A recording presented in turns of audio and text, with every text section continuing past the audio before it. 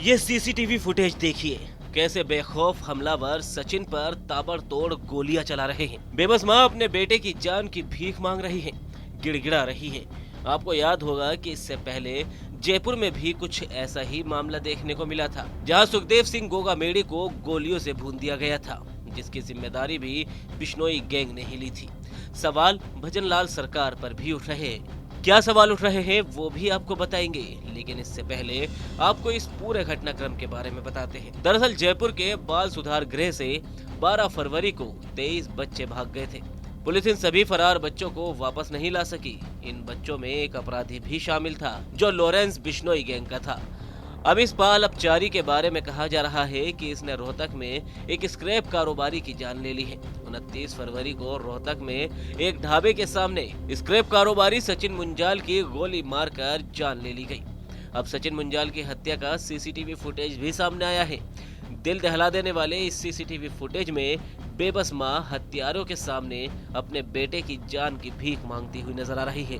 हत्यारों के सामने सचिन की मां चिल्ला रही है, गिड़गिड़ा रही है, लेकिन उनके हाथ जरा नहीं कांप रहे और एक के बाद एक दर्जनों गोलियां उन्होंने सचिन के शरीर में दाग कर उसे छलनी कर दिया। बताया जा रहा है कि सचिन का परिवार शादी समारोह में शामिल होने के लिए गुरुग्राम से संगरूर के लिए रवाना हुआ था। कार में सचिन, उसकी मां, पत्नी और 2 बच्चे थे। जिंद रोहतक रोड पर लाखन माजरा के पास एक ढाबे पर वो खाना खाने के लिए रुके। जब सचिन खाना खाने के बाद होटल से बाहर निकला तो वो और मोनिका अपने बच्चों के साथ पीछे पीछे चल रहे थे।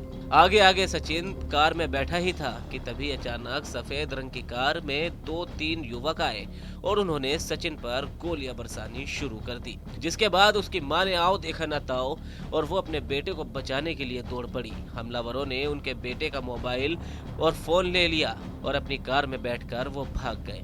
सिर और पेट में गोली लगने की वजह से सचिन की मौके पर ही मौत हो गई। अब बताया जा रहा है कि 6 मार्च को नेपाल की सीमा से 2 बाल अपचारियों को भी पकड़ा गया है।